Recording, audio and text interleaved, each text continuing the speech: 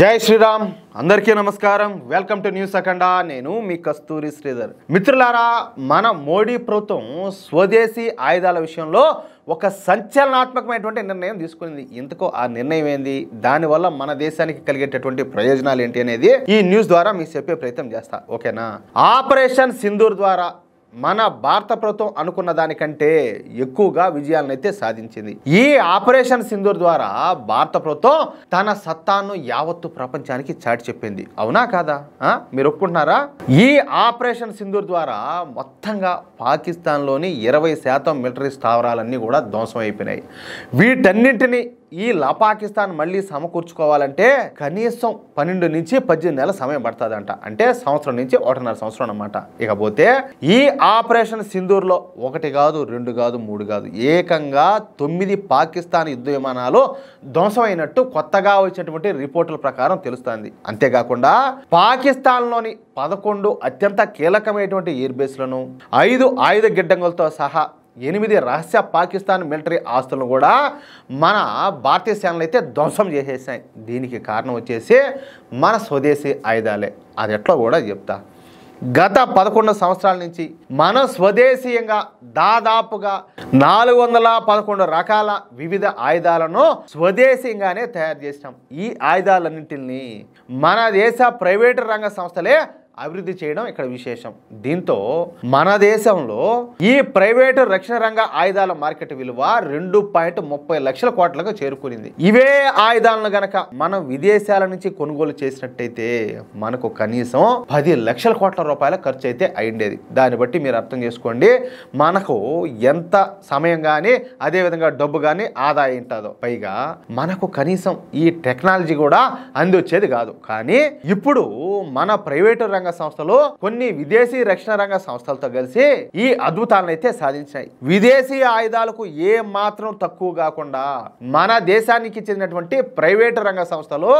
ఈ ఆయుధాలను తయారు చేస్తున్నాయి అది కూడా అత్యంత నాణ్యమైనటువంటి ఆయుధాలను తయారు చేస్తూ ఉన్నాం ఇక్కడ గమనార్హం అంతెందుకు మనము రష్యా నుంచి S-400ను కొనుగోలు చేస్తాం ఇది ఒక గగనతల రక్షణ వ్యవస్థ అయితే భారత వద్ద ఈ S-400 గగనతల రక్షణ వ్యవస్థ ఒకటే కాదు ఇవి గాక మన భారత వద్ద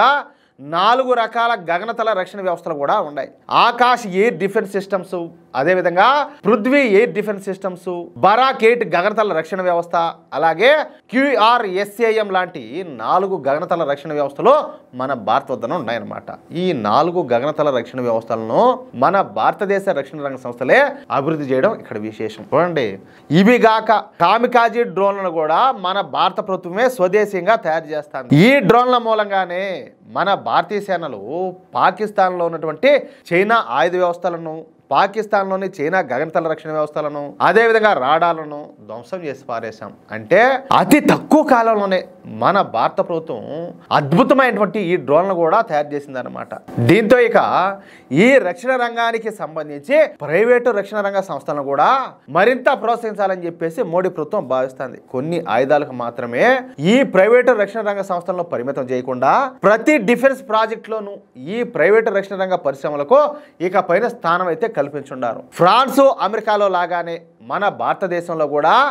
ఎక్కువ శాతం ఆయుధాలను ఆయుధ వ్యవస్థలను రక్షణ పరికరాలను ఇతర డిఫెన్స్ లాజిస్టిక్స్ను ఆఖరకు యుద్ధ విమానాల తయారీలో కూడా ఈ ప్రైవేటు సంస్థలను భాగస్వాములుగా చేర్చుకొని ఉన్నారు తద్వారా ఏంటంటే 2030 నాటికి మన దేశ రక్షణ రంగ మార్కెట్ 5 లక్షల కోట్లకు చేరాలని అలాగే